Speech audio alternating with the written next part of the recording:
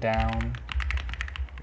Wow, every time I hit O, I do a double O for some reason. The apparition of a file of soldiers ring.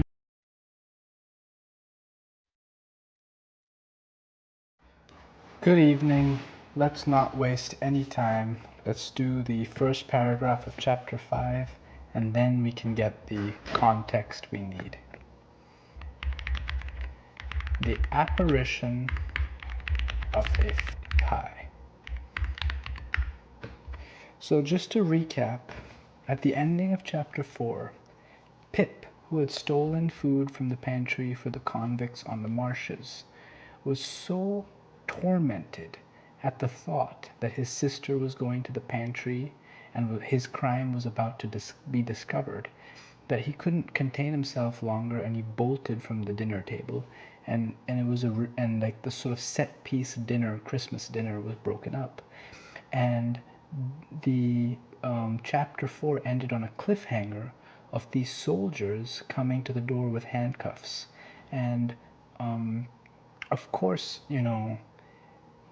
Dickens wants us to think that there's some jeopardy for Pip or possibly Joe for helping or aiding and abetting these escaped convicts, but now we'll find out what the soldiers are there for. And we will see that this isn't the resolution to an enigma, but rather the continued dilation of one. The sergeant and I were in the kitchen when Mrs. out into the yard. I think this is a very good technical paragraph to learn how to characterize a large group with actions and give a visual tableau without constantly restating the noun or the subject. And for that reason, it's just much more concise. So this is a really strong technical paragraph to learn from. All these things I saw without matter of course way. I don't know all that much about the British Army and class system of the time, but I imagine that the sergeant, being a non-commissioned officer, is not an aristocrat and therefore is able to socialize at this working class Christmas dinner quite comfortably. "Aye," returned the sergeant. It's a nice little line that also shows where Pip is socially in the context right now. Of course, the book is called Great Expectations, and it traces Pip, so it's establishing in the ground situation of Pip's life. Nobody thinks about him.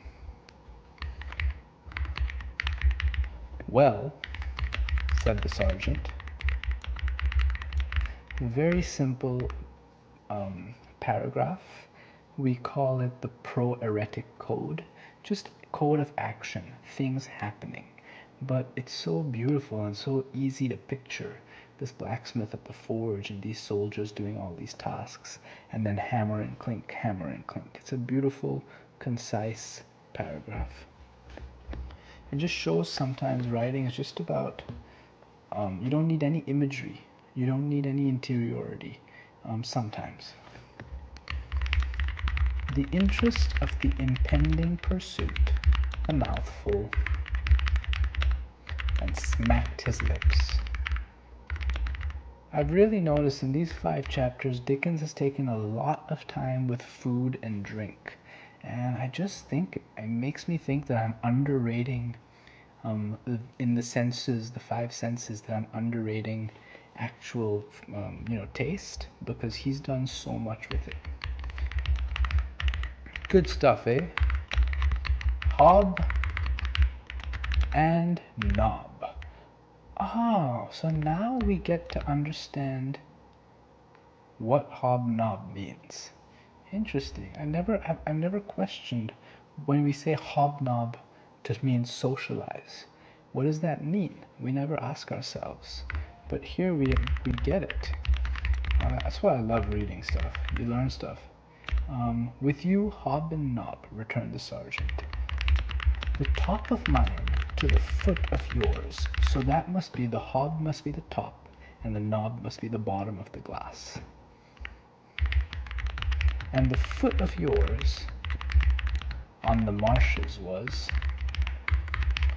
So finally, it's been 1,000 words, and Pip puts his thoughts to the convict on the marshes. And I think it's something that maybe a less adept writer would rush to, is what is Pip thinking? But Dickens paints the picture of what's happening at the dinner for a long time, knowing there's no rush. We'll get to what Pip thinks about the fact that the military is on the trail of his friend. They had not, poor wretches. This is a perfect paragraph. It's a perfect paragraph because it connects sensory detail to mood, meaning, feeling.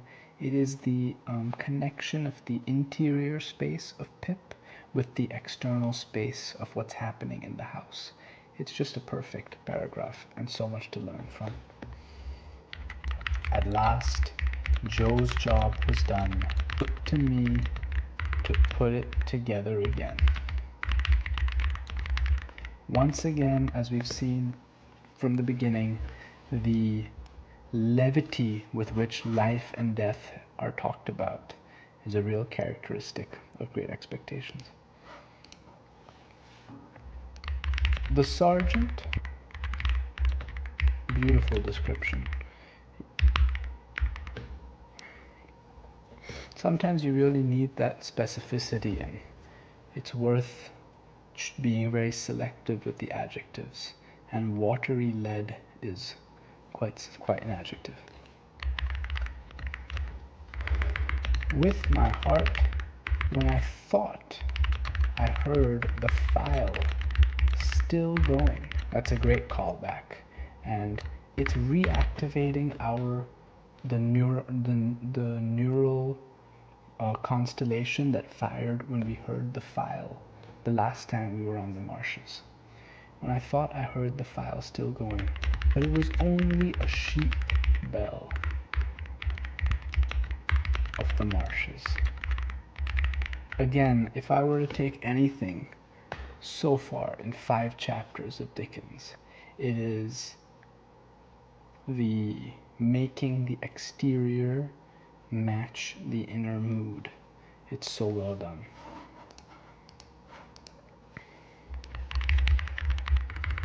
The soldiers were moving on from a confusion in the sound.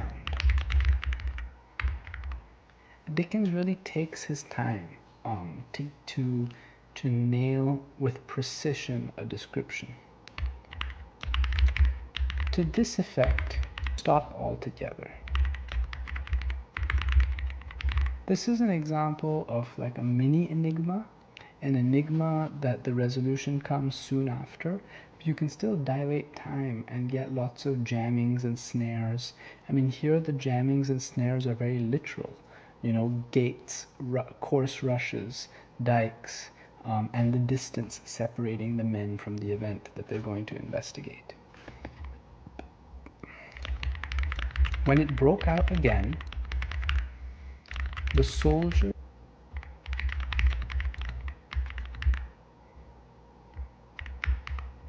So now we find out what this noise has been that we've been chasing for several paragraphs.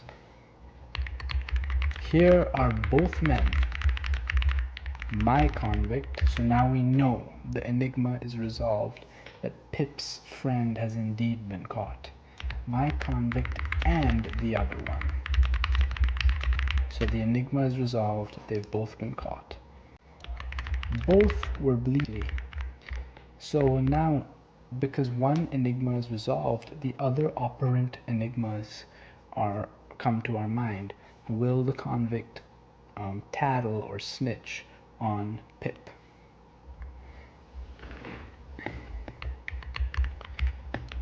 "It's not much to be particular about," said the sergeant. "It'll do you small good, my man." Oh no, I missed a paragraph. "But of course I knew them both directly." We're at 2,400 words. I've just been going. I think this might be a good moment to have some tea.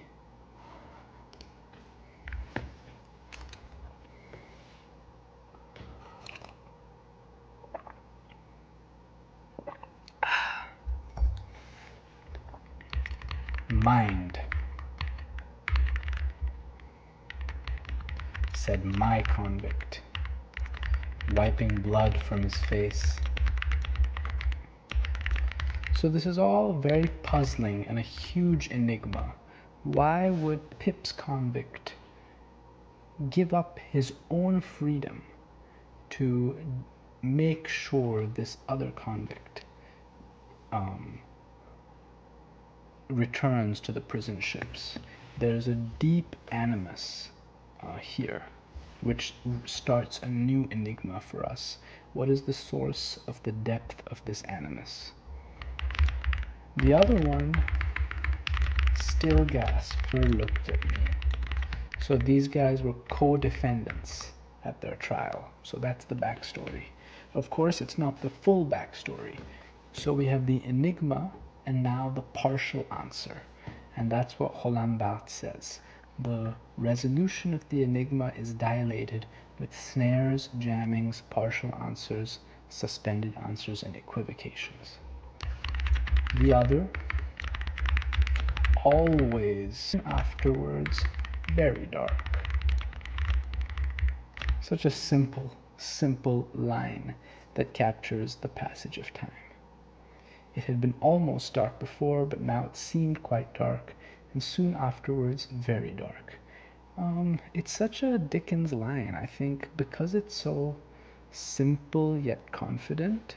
It's just like, it's a line that screams Dickens.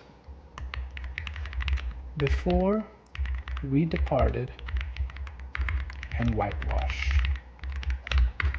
This is a very neat little trick. If you're giving smells, sometimes do two, because the combination of two smells, I think, does interesting sense activation in the brain. So sometimes a single smell can almost be like symbolic, like it doesn't act, it serves as a cliche, whereas two smells combine to create something more that stands out better. There was a smell of tobacco and whitewash and a bright fire, for it matter. It was drawn to my attention in chapter 1. I suggested that this pint could have just been a typo in the Project Gutenberg text, but actually it's just emphasizing this convict's dialect. So I know, but this is another pint, a separate matter. "A man can't starve over with him." Beautiful ending, very atmospheric. I think, generally speaking, symbols and symbology is best for people to stay away from. You want things to be literally happening in the world. And here this convict is literally being rowed by a crew of convicts back to the prison ship. But it also has that quality of crossing the river Styx into the underworld. So it's a very atmospheric, very beautiful, excellent control of light and dark. So a really good chapter, a really long chapter. I think this is the longest one to date. But that's chapter 5 in the books. I've been doing that. This is the 5th time I've done this. Like I said, if I have 0 viewers or 1 viewers, it doesn't matter till the end of time. I'm committed to finishing this project. I'm learning so much, and I hope if you watch this at a later date, whether at 2x speed or you're just trying to put yourself to sleep, that you enjoy bits of it. And thank you all so much. And on Thursday I'll do chapter 6, and Tuesday, Thursday, on and on until we're done. But what a powerful atmospheric chapter on the marshes, with this honorable convict who refuses to rat out Pip. And in general, I think that's something, whether it's, I don't know, very deep in me from boarding school or something, I think that's just a conflict of, when to tell on someone. And it's a very interesting ethical dilemma always. Okay, let's just stop there. Thank you, everyone. Really fun stream. See you in future ones.